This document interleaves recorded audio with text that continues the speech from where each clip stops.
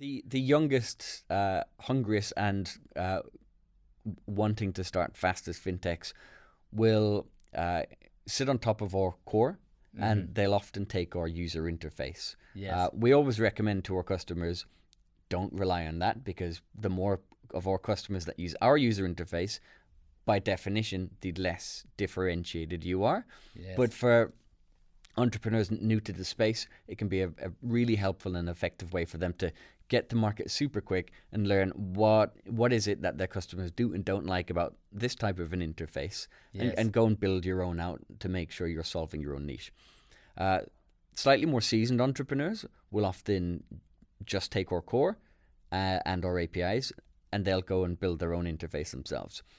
And there's times where our interface makes absolutely no sense. If you're launching an investment portal and you want to show your customers returns, but you want to be able to generate accounts so that they can wire funds into that account, maybe participate in some investments, my system won't see how your investments are performing. So why the hell would you want to use my user interface? Yes. Whereas if you're maybe just generating a more standard type of bank account, maybe with a bit of cross-border, our user interface will it will work just fine for that type of user. But largely, we say if you're going to use our user interface, use it as a launchpad to build your own, because we are not going to be able to differentiate your product if you're depending on our front end. Okay. The most seasoned, so the most technically astute, will usually just use our APIs. So our core has the majority of functionality exposed either for posting or pulling information from that core, as well as being able to initiate workflows on our APIs. Yes. So some customers will just do API integrations. The vast majority will do API and use our core or back office. And some of the younger fintechs will take the interface too, with the user interface for their own customers. Okay, got you. And you touched upon an investment management use case just then. Could we almost step away from fintechs and almost, financial service institutions as clients? Are there other use cases across, say, property management or other industries where integrated finance would be applicable? Absolutely. The market in general is trending towards placing existing financial services into places where they don't exist. There was a smarter guy than me who I'm kind of stealing that statement from, but his definition of embedded finance, I can't for the life of me remember his name, but I'll find it after so you can credit him in the comments. Yes. He basically said embedded finance is the positioning of existing payment technology into circumstances where it doesn't exist. And whilst we don't regard ourselves as embedded finance, we regard ourselves as an aggregator of tools to launch financial services. We have been approached by a much wider array of use cases than I first anticipated. So there's a wealth manager who wants to digitize an investor portal. He's been handling investments into from say US investors into African SMEs in fintech for 4 years. Now he wants to systematize that by offering each of these investors their own account that they can pay into. Okay, instead of a pooled instead of approach. It solves for the business, because they can reduce the headache of thousands of people paying into one account. Yes. But also they can add incentives to use that portal now, because as soon as you issue someone an account, stickiness tends to trend up. Yes. They long term they might use that account for other things if that's within the allowed function of the service. But if you have an account with a balance on, people tend to log in to check what that balance is doing. Yeah. So, and I mean, just thinking out loud, for another use case, these employers on record and umbrella companies like Deal, for example, you still need to enter a payment reference when you send your money away. Absolutely. So ultimately, sometimes when I talk about this, people think, "Oh, wow, I never thought of that." You did think of that. You're just the framework or the lens through which you're listening to what I'm saying is probably not attuned to what we're doing. It's bank account issuance. Yes. Think of the millions, billions of people out there who have bank accounts. What are they doing with those bank accounts? Yes, there's going to be a high degree of trend and similarity, but you can do whatever the hell you want, really. Our use cases, so the investment portal, property managers are definitely interested in this because they can effectively issue an account per property that they rent, and that reduces the complexity of managing tenant refunds or anything else. One of the most interesting use cases, we were approached by a divorce law attorney based in Texas. Yes. And again, this is part of the embedded finance march. They realized that they, post-settlement, parent A and parent B were often coming back to them because there was a constant challenge to managing the maintenance of child support payments and a number of other things. So they wanted to create an app that would kind of diary share the child, so the parents would always know, okay, this is your week, this is my week. Yes. And then they realized, we can maybe add some kind of loyalty for kids stationery, healthy food, play areas. We can get discounts from like leisure centers. Yes. And so when they were thinking about how can we make this a more compelling and engaging tool for recently divorced couples who have children, they thought, wouldn't it be great if we can create bank accounts for parent A and parent B, and they can manage the childcare costs through that, and they would have a personal financial management tool to track it all. And of course, there's the negative aspect of it where for one reason or another, parent A isn't paying, or even worse, are paying and parent B is disputing the fact that they've received those funds. Yes. Often it would revisit the courts, Yes. and the courts would have no way of validating who was telling the truth there because they couldn't get access to those accounts without going through a lot of more litigation. Yes. So by being able to generate the accounts and give read-only access to an authority, the court, all of those disputes in theory could disappear overnight. Now, this is exactly where I go back to what I was saying a minute ago. If that Texas divorce law company spent time building ledgers, managing balances, working out how to assign parent A and parent B's name to a balance, yes, the product would never go live. But there's so many fantastic tools out there that you can connect to, that you can really give a super compelling interface for any kind of niche right now. Yes. The problem isn't a lack of choice anymore. The problem is potentially it's too much choice and difficult to validate which is the best tool.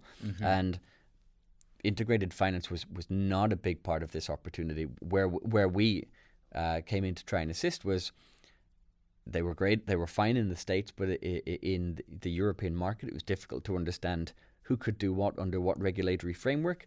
And we acted as a consolidator of connectivity options to all of these different ways of generating accounts, managing payments. And they went and focused on building a super compelling app. Now, a lot of these ideas maybe don't come to fruition, but the fact that these ideas are now being allowed to flourish is just a testament to the amount of growth in technological access to financial services that there's been in the last 10 years.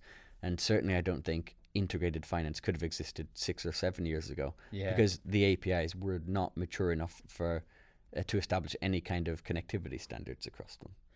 Those are some fascinating use cases, and what I really hope people get out of this is the fact that when you say fintech, people think about a cool app, for example, whereas this is some real powerful and meaningful value that could be delivered across sort of society, if you were. These APIs allowing lawyers to audit child support payments without it going to the court. That that will save a lot of people, both in the public and private service, a lot of time. People feeling more comfortable when they're investing money or paying their rent, that they're able to audit those payments themselves, which is fintech apps are all well and good, but I think this is the unspoken part of fintech that's not discussed enough. Yeah, I definitely think, like, what is the end game for most kind of supportive industries? When I say supportive industries, a product or service that sits around an industry to enable that industry to happen. Mm-hmm.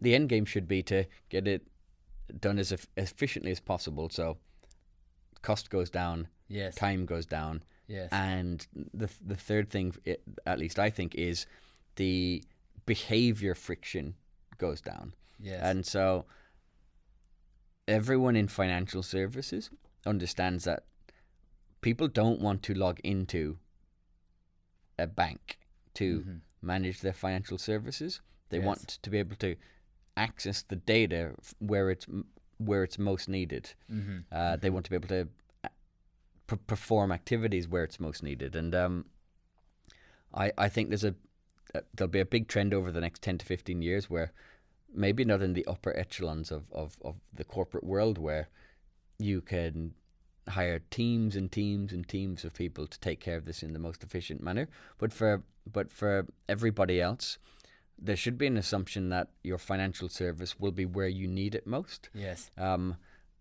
I can't for the life of me figure out why your bank account isn't connected to your inbox, for example. Yes. It would make total sense, if you're a business at least, that your financial app, so if you were working with, I don't know, a Barclays or a JP Morgan or a Stripe or whoever, it would be auto connected to your inbox, because when somebody sends you an invoice, how are they sending you that invoice? Yeah. They're emailing it to you. Wouldn't it be fantastic if your inbox had connectivity with your bank, so that you could hover over the payment, click, and it would Yes. auto load the details for that payment, Yeah, rather than that's you right. having to download the PDF, maybe open up your bank app, definitely type one or two missing digits or put a decimal place in the wrong place, Yes. and have either the payment fail, the wrong person receive it, and claim that they didn't receive it in some cases. That happens because you're performing a task outside of the zone where it's most effective. Mm-hmm. And I certainly think there's a huge march from financial service providers to get their service to where the consumer isn't having to change any behavior in their daily operation. Yeah, absolutely. And I think we're seeing that little by little in some areas. So Receipt Bank, which I think is now called Dext, took out a lot of that friction for expenses. Just take a photo of the receipt, and OCR technology pulls that into zero, and that can flow through the bank for reconciliation. But there's still a lot of innovation yet to come in that space. So Daniel, do you mind talking to us about your fundraising experience, particularly given that you launched during the pandemic, and we're moving towards another, or we're already in another difficult economic period. So it'd be great to hear your thoughts about fundraising and building during difficult times. Sure. So we closed our seed round roughly about a year ago now. We were fortunate enough to get backed by fantastic investors. Octopus Ventures were our lead. The guys at 500 Global have been immense for us as well. Yes. And it's probably unfair to call them plucky, but I'll give them a shout out. A VC called Superseed that invests in early stage technologies that have customers. All of those guys were super fantastic to work with. Yes. But they were one of a small pool of people that we'd obviously approached to raise funds. And our experience was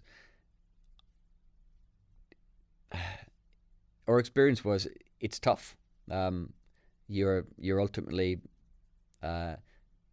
trying to approach people that you've never met before, and convince them that you and your idea are going to succeed. Not have a chance of success, but are going to succeed.